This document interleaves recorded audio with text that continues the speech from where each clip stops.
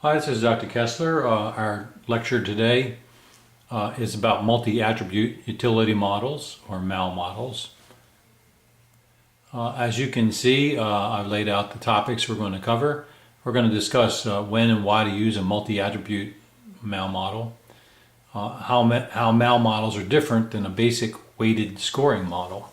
You might recall from weeks 1 through 3, I asked you to read the Excel modeling document, and when you did your assignment 1 part 2, you actually had to take a situation where there were an Italian restaurant was trying to locate in one of 3 different locations, and there were a number of attributes across each location, like the appearance of the location and other things.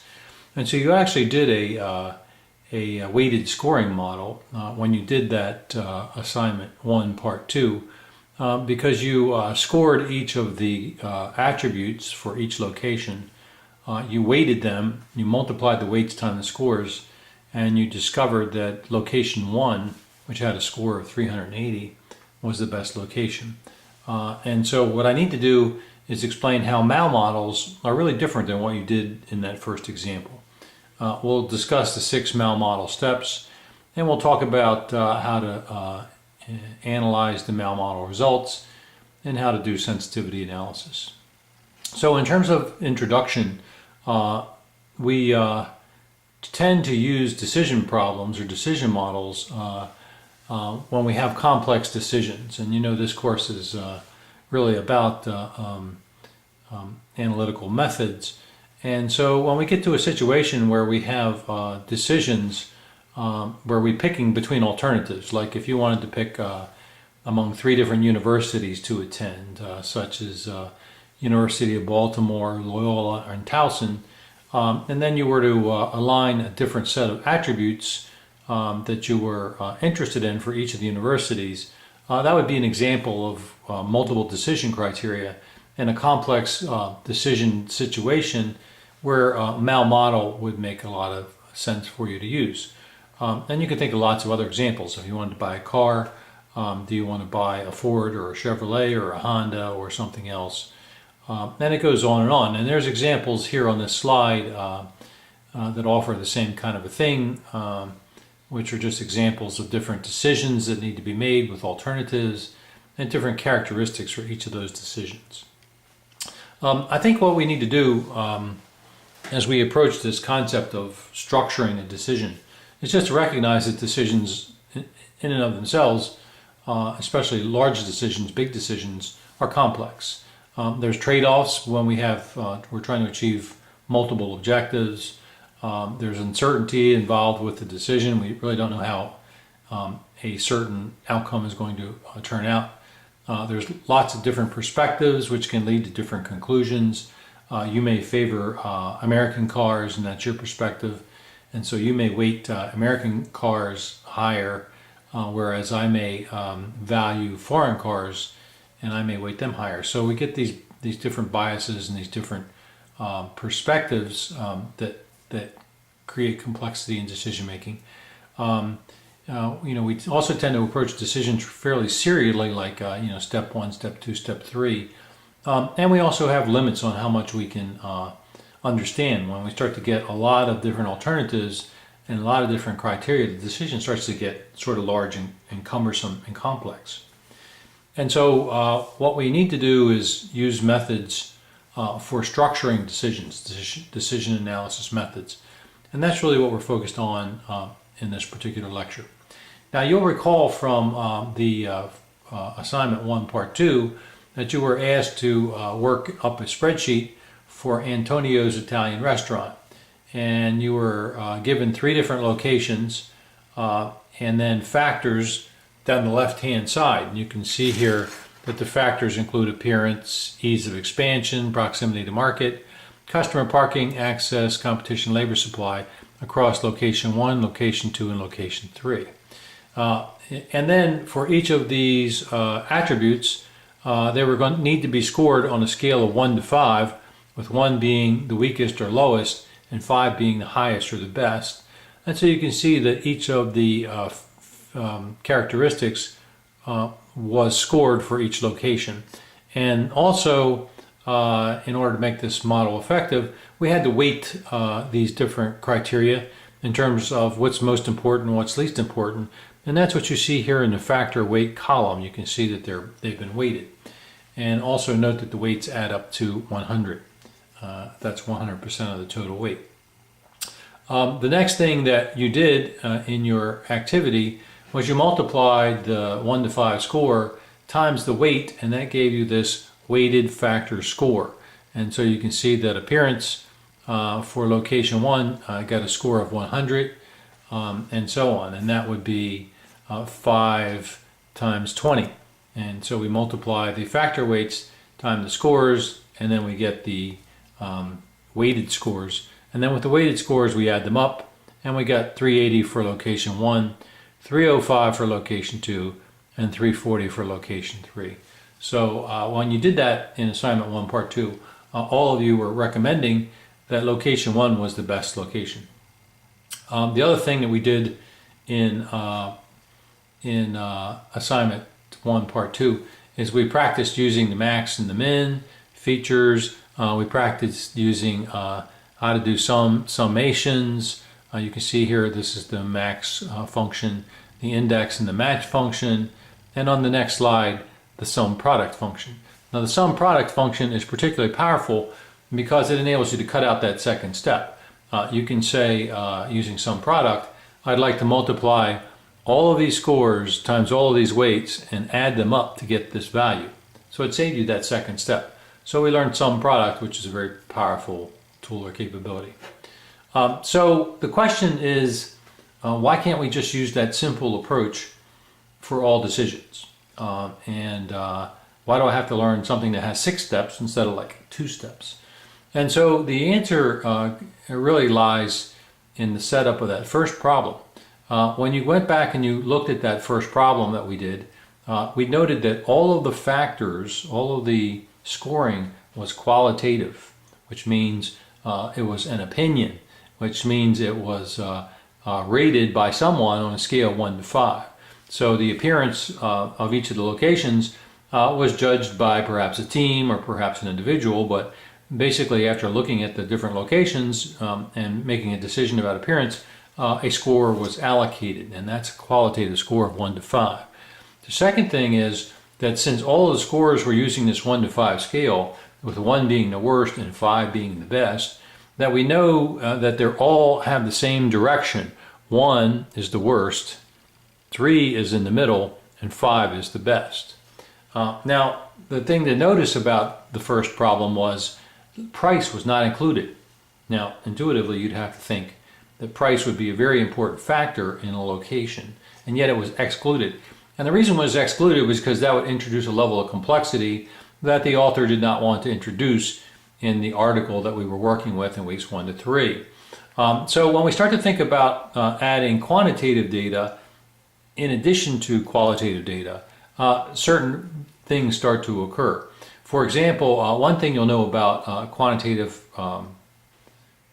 price is that instead of the lowest being the worst and the highest being the best, well, when it comes to paying for the price, in fact, lowest is best and highest is worst.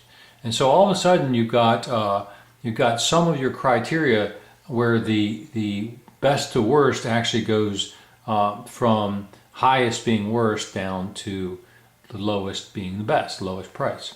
And so what we notice is that price is quantitative, and unlike other factors where 5 was the best, the lowest price is optimal in cases where it's the lowest. In cases where qualitative data is involved, and especially when some factors are optimum,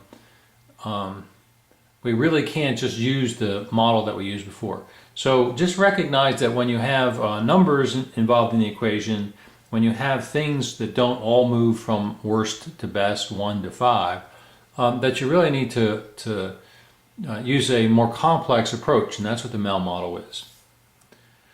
So we have 6 steps here, and I think you'll see that the first few steps look very much similar to what we did in assignment 1 part 2. First thing we do is we identify all the alternatives. The second thing we do is we identify the evaluation criteria, such as appearance, cost, or whatever. And then we actually score each alternative based on the criteria, whether that's a qualitative score, 1 to 5, or whether it's quantitative data like weight or price or distance or some other quantitative numeric kind of system. We do the scoring. So steps 1 through 3 we did in assignment 1 part 2, and you'll also do it again in assignment in the assignment on MAL models. I think that's assignment 4. And so we'll see how this goes. Now we have some other steps to do as well, and I'll talk about step 4 in more detail because that's the one that's probably the most complex. And then I'll show you examples on PowerPoint, and then I'll actually show you the spreadsheet that I developed based on your reading assignment.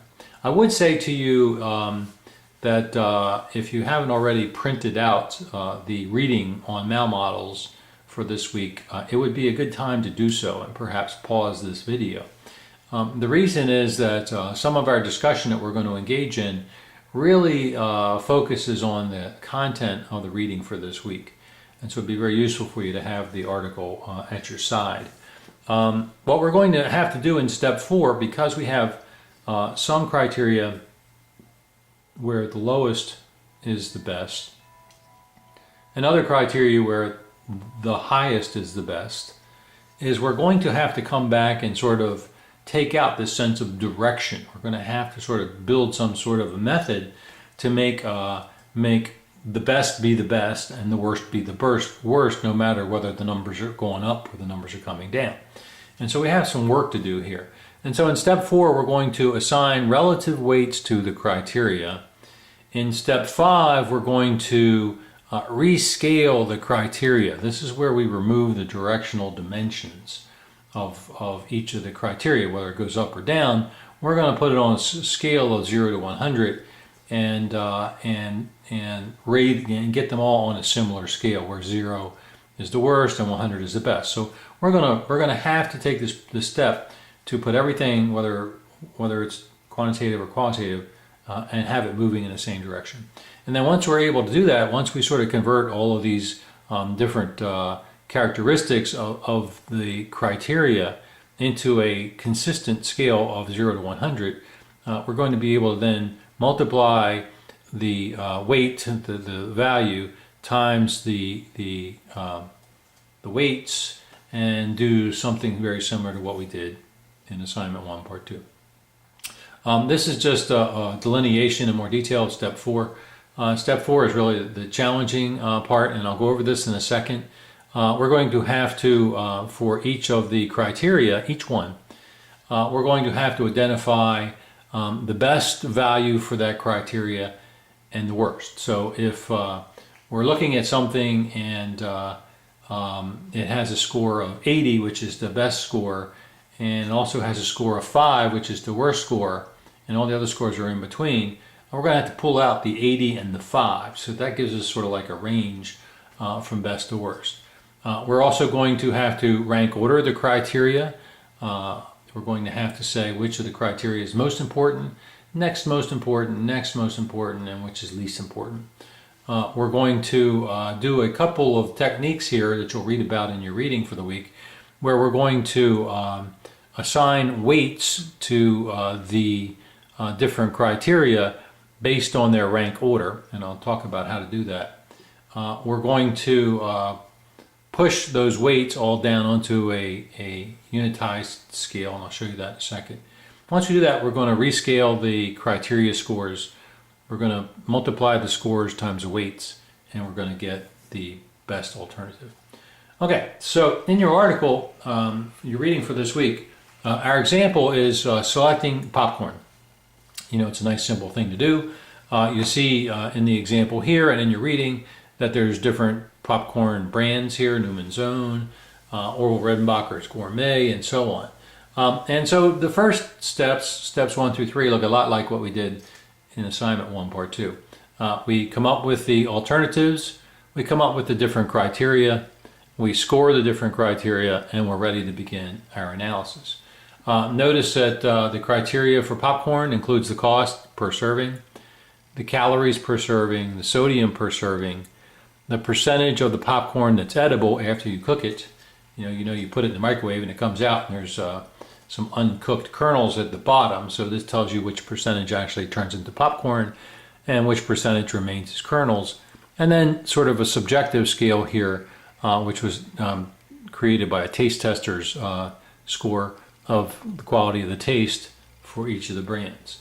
Now the only thing I want to mention here is that serving cost, when it comes to cost, less is better. So in this case, the lowest cost is the best cost. So 21 cents per serving is better than 27 cents per serving. For most people, calories, lowest calories is the best. I mean, if you're trying to gain weight, I guess that wouldn't be the case. But for most of us, we like to have the lowest calorie popcorn. Sodium is not good for us, we know, so we like the 115, which is the lowest sodium content. The worst sodium content looks to be Betty Crocker at 209 milligrams. The percentage edible, it looks like Betty Crocker comes out with the best popping ratio. And then finally the taste, and the taste rated by the taste testers, blind test, was 30.5 for Newman's Own. So you can sort of see that that the scales, the taste actually, the highest score is best. The percentage of edible, the highest score is best. But for the rest of these, the lowest score is the best. So we've got this problem I mentioned earlier, where we've got two of the attributes that move from lowest being worst, highest being best. Then we have three attributes that move from highest being the worst to lowest being the best. So this is the example in your reading for the week. That's why I suggested that you have the article with you. And so we go through the process of building our table in Excel, which we just showed you on the previous slide. The next thing we need to do, as I mentioned before, for each criteria, is we need to figure out the best score and the worst score. And so you can see we've created a couple rows here. This row says the best assessment, and this one says the worst. Now remember we learned max and min, and I'd like for you, when you do your activity this week, to be using the max and the min features of Microsoft Excel. And so all I have to do in here, recognizing that the lowest cost is the best, is I use the min feature of Microsoft Excel here, and I get the lowest cost of 21 cents. And for worst, I use the max feature, I get 27 cents. And notice that 21 is the lowest and 27 is the highest. And I use that same method all the way across. Once I do that, I copy this cell and I paste it across, right? And so my lowest score here is again a min score of 83, and my worst score is the max score of 195. Like I said, with sodium, minimum sodium is 115, best, that's the best criteria. And then the maximum sodium is the worst, which is the worst criteria. Okay, now I've got to kind of flip that logic a little bit, right? Because now for percent edible, I got to say the best one is the maximum. So there I get 94%. And the worst one is the minimum in terms of percent edible. And then for taste, I do the same thing. I maximize the taste in order to get the best taste, and I minimize the taste to get the worst taste. Okay, so you can see that I've created those criteria. Now the next thing that we need to do is we need to rank order the criteria. We need to decide of these 5 criteria which one is most important and which one is least important, and we need to have them all ranked. And this is really important, and it may change depending on your decision maker. I would involve your decision maker in this process if you're the analyst doing this for someone else who has to make the decision. And so, because what's important to that person. So for me, and if I was a decision maker, certainly calories would be the lowest, would be the most important. That's highest ranked, number 1. And the cost is the lowest, especially when you're dealing with something that's not that expensive like popcorn. Maybe if you were dealing with something like a new car, the cost might be a much more important criteria. But in this case, I have calories as being the most important, sodium being next most important, taste being third important, popping percentage 4th, and cost 5th. The next thing that we have to do, and you have to read this very carefully in the article, is we have to begin to assign, and it says here, arbitrarily assign raw weights to each of the different criteria. and it's an arbitrary activity, right? And we're going to use the number 10 because we're going to start with the number 10 because 10 is a nice number to multiply by, and it's arbitrary, right? So we're going to start with the number 10. And so what we do is we take the worst or lowest ranked item here, which is in this case cost, and we give it the number 10. The other thing, in this case we've got 5 criteria, so the author tells us that the best score for the best, the highest ranked alternative, which is calories, criteria which is calories, will be 40. So now I've got a range ranging from 10 to 40 for the worst to the best, to the most important, least important to most important. And so what I need to do now is I need to come up with scores in between 10 and 40 for the rest of the criteria. And so when you look at, you go from the 5th most important to the 4th most important, you can see the percent edible is only a little bit distance. It's, in this case, the author weighted it as a 15, which is between 10 and 40. And then the author rated taste as 30, which is closer to 40, and then 35 for sodium, which is close to 40. Now, you'll read about this, and the author gives you some reasonably useful description of how to do this, but you'll recognize that what you're trying to do here is you're trying to sort of, if you thought of, say, this line at the top as a continuum, and you thought of 10 at this edge and 40 at this edge, you're trying to make dots along that continuum for each of the different criteria. And you're trying to place the dots depending on how important they are to you. So it's not just that, that calories is most important and sodium is second most important. It's that both calories and sodium are quite important, because you'll notice that 35 is pretty close to 40. But then you'll notice that percent edible is pretty far away from these two most important criteria. It's a 15. So it's really not too important. And what this model sort of tells me is taste is sort of middle important. Percent edible and serving costs are really not too important, and that what is important to me are calories and sodium. Now, you don't have to go through all that thought process, but you have to replicate this model. You have to assign these raw weights. Now what you have to do is sum up these values here. You get to the number 130. We don't like numbers that are 130. What we really want is 100 or 100%, or in this case 1.0. And so using a formula that you're given in your readings, and I'll show you that I did it on the spreadsheet, we're going to take and divide certain values here, and we're going to produce a percentage, a unit, what's called a unitized weight, and that's done through a formula. And I'll show you that formula in a few minutes. And so what we really get down to with the unitized weight, which we'll use in a bit, is we say that in a sense the cost is 7.7% of the total weight. That the calories are 30.8% of the total weight. That the sodium is 26.9% of the total weight. That percentage edible is 11% of the weight, and taste is 23% of the total weight. Now what's really important here is that these numbers here derived from how you spread your numbers in the raw weights. So if you start to change your spread a little bit, if you go back and modify those raw weights a little bit, all of this data will change. And when you start to multiply later, you multiply the weights times the scores. If you've changed the weights, then it's possible that the decision ultimately can be different. The next thing we're going to do, and again I'll show you this on the spreadsheet a little bit later, is we're going to go back to our original values here, which we can't really use because the cost goes from highest being worst to lowest being best. Calories do the same thing, highest being lowest to worst best. So in other words, these three go from a high number being the worst to low number being best, to these two where they go from the lowest number being the worst to the highest number being best. So we can't use these. We can't multiply these times the weights we just came up with, because it would be meaningless, right? We wouldn't be able to understand this. And I'll prove this to you with a spreadsheet in a few minutes. So what we have to do is we have to convert all of these values here into numbers that move in the same direction. And that's the big challenge, right?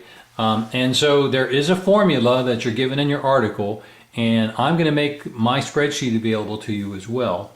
And so you're going to be able to use the formula, and it looks something like this, where you begin to take away the actual value here from the worst criteria, and you're going to do a little bit of additional work here, and then you're going to come up with a number between 0 and 100, okay, using that formula. So everything here is calculated using a formula, and it is this formula that I just created here, and I copied and pasted it everywhere else. And so what's happening here is we're taking all of the criteria in the numbering system that we originally entered, and we're converting it to a 0 to 100 scale, where everything moves from 0 being the worst to 100 being the best. So what we needed to do here that we didn't do in assignment 1 part 2 is we put everything moving in the same direction. Once you do that, life gets a whole lot better. And so you can read about that in the article. I'll show you again how this happens. It's not magic, but if you really dig into this formula, you can start to appreciate how these rescaled values are generated.